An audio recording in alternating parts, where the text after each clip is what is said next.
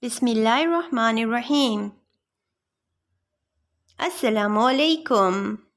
From Multan Public School and College, I am your teacher, Rabia Ayub.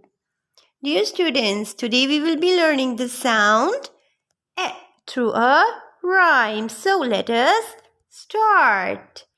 Eggs in the pan, eggs in the pan, eggs in the pan, crack the egg like this, Dear students, I hope you know how to say the sound Do you want to sing along with me? Shall we repeat the rhyme one more time? Okay, so let's start.